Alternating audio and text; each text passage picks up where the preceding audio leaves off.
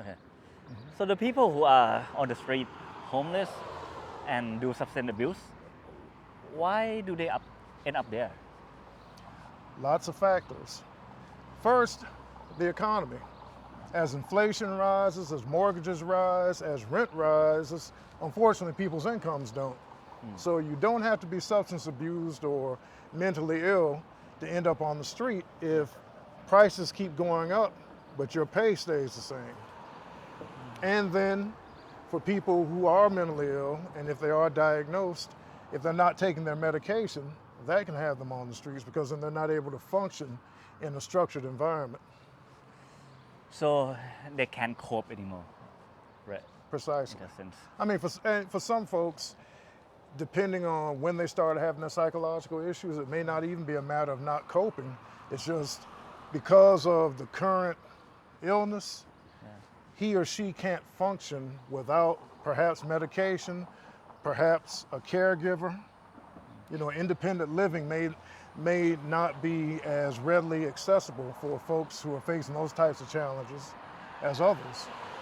And do you hang out with them? Do you? I know a lot of people, yeah. How are they like? What are their days like? I mean, for a lot of folks, I would assume the days kind of blur together. You know, you go to sleep, you wake up, you're trying to either get something to eat, or if you have any type of addiction, then you're trying to get money for the addiction, you know, trying to stay out of conflicts, and then you go right back to going to sleep, and there's, you know, it's a perpetual cycle.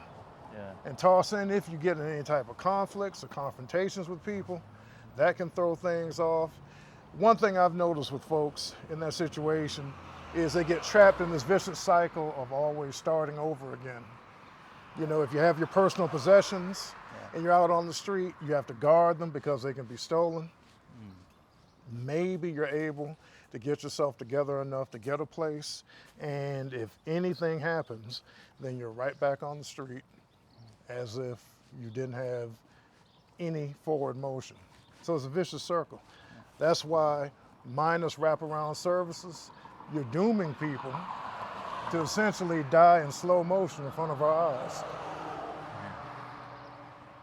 And how are all these linked to something like hurricane, like Katrina? Well, if the theory is that a major natural event can disrupt systems within a society, then New Orleans would be a textbook example for that.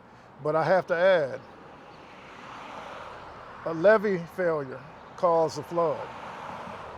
A failure of concern for our fellow citizens have caused large segments of Black and working class people to be deprioritized by the politicians and the business class. Now, none of that has anything to do with the climate, except the climate in their hearts and their minds. They don't care about people who they don't consider to be important, and their policies say so. You know, we've got all this opulence and all this history, and you got people eating out of trash cans to try to survive. Okay, cut.